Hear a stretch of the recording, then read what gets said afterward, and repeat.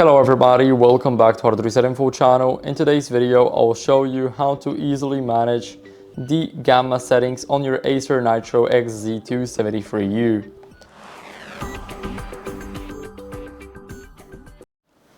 So first, let's head over to the settings by clicking the power button twice.